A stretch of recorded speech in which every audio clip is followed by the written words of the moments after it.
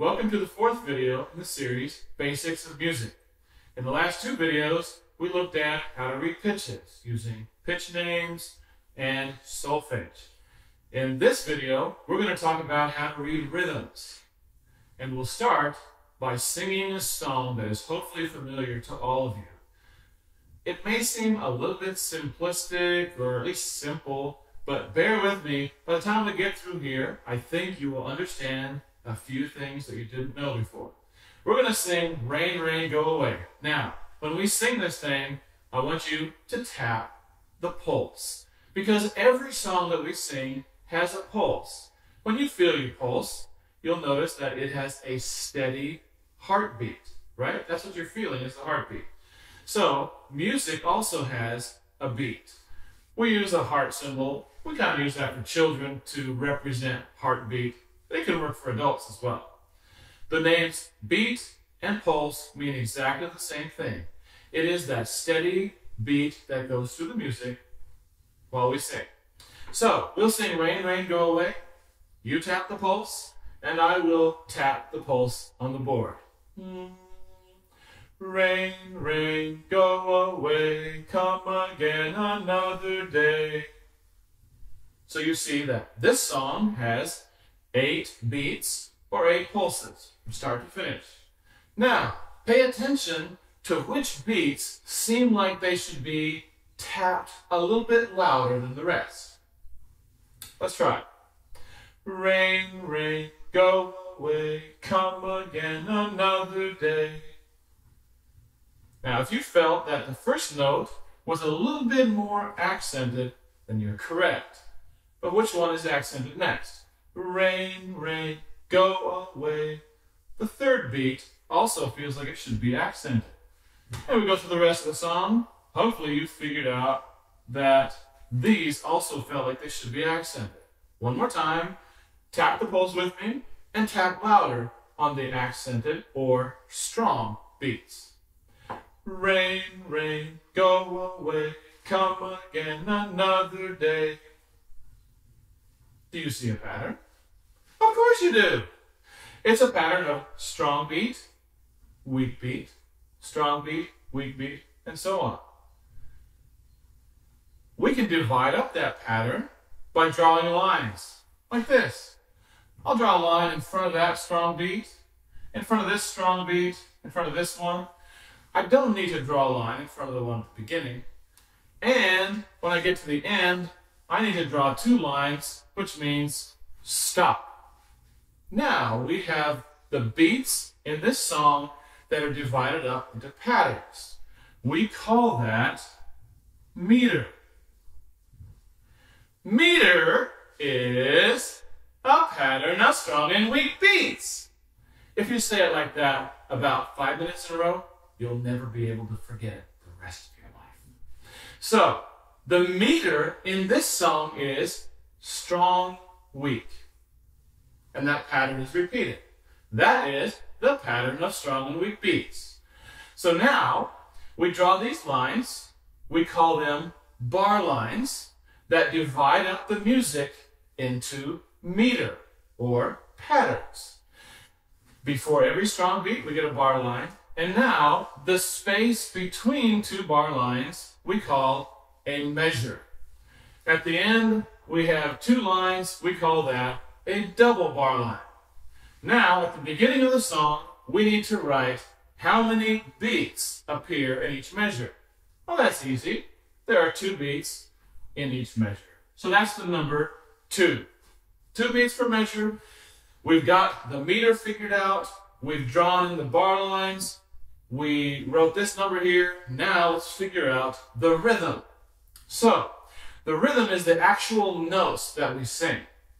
Sometimes we're going to have 1 note on a beat in this song. Sometimes we're going to have 2 notes on a beat in this song. Let's sing it through and see if you can figure out which ones have 1 beat and which ones have 2 beats. Here we go. Rain, rain, go away, come again another day. Hopefully you figured out that this is rain. There was 1 note. Rain was 1 note. Go was 2 notes. but we're going to draw a line across the top. We'll call that a beam. Rain, rain, go away. How many on this one? One is correct. Come again another day. Hopefully you heard this has two, two, and day one. This is rhythm. We've taken the actual notes of the song and written them down as rhythm. Now each of these technically has a little thing on here we call a note head, but it was faster not to draw them in the first time. I'll write them in now so you can see them. When we see a note like this, we will say ta. When we see two notes like this, we will say ta-dee. Ta-dee is spelled T-A-D-I. Let's sing this song on now the rhythm instead of the words. Ta, ta, ta-dee, ta, ta-dee, ta-dee, ta-dee, ta. Or we can simply take away the pitches and say the rhythm. Ta, ta, ta-dee, ta, and so on. Now that we've figured out the rhythm, let's figure out the solfege. Remember that fancy word from last time? The first note here is so. The second one is mi. So, mi. What's this one? It's so. So, mi. So, so. What's this one? You've heard it before. It's the same as this one. It's mi. What about this one? So. I just gave it away.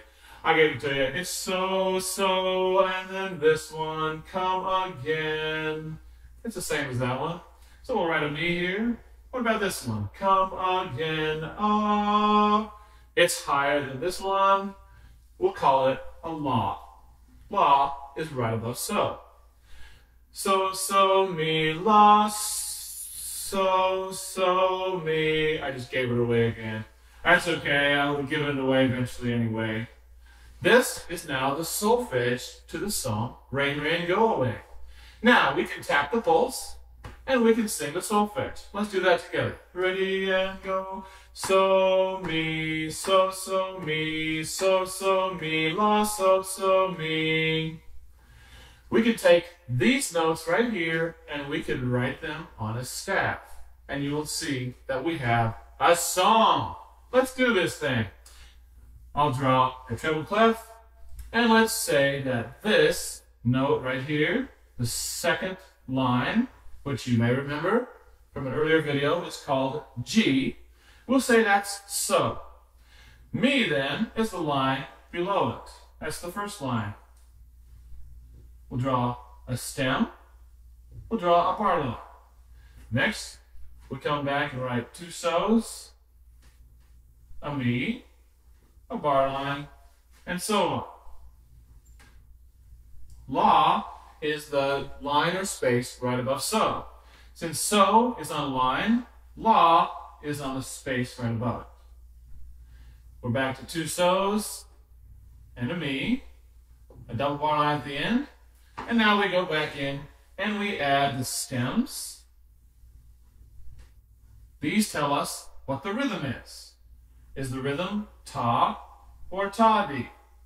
In this case, we have ta-dee, ta-dee, ta-dee, and ta. We looked at last time the fact that we can have solfege on a staff. And as long as we know where do is, then we can figure out what all the notes are. Well, in this case, I'm just giving you the insider tip that this is so. If you know that this is so, you know that this is mi, because this one in between would be fa. You know this is so, then the one right above it is la. Then you can actually look at this song and sing from the staff, tapping the pulse. So, mi, so, so, mi, so, so, mi, la, so, so, mi. And you are reading real music. Congratulations. Now, we did that by first figuring out the rhythm. That's why it's really important that we know the rhythms and that when we look at a new song, we figure out the rhythms. So far, we've only learned two kinds of notes, and they have fancier names than just ta and ta-dee. This guy's grown-up name is quarter note, and this guy's name is eighth note. We see them in this song in groups of two, but technically we could have an eighth note by itself. It doesn't have to be in a grouping of two. Two eighth notes like this, next to each other, we would say ta-dee. It's exactly the same as this. We also should write a 2 at the beginning to indicate that we have 2 beats in a measure. And now, you will usually find another number written here at the beginning of the song. The number is usually a 4. And that means that in every measure, you're going to find 2 quarter notes. 4 is like the bottom number of a fraction. We would say that is a quarter, right? So we take that number 4 and write it here and say quarter. There are 2 quarter notes in the measure. But what about this measure? That doesn't have 2 quarter notes. This isn't working. Well, 2 of these notes, those are called eighth notes, equal 1 quarter note. So it doesn't mean we have to have 2 quarter notes in every measure. It means we have to have the equivalent of 2 quarter notes in every measure.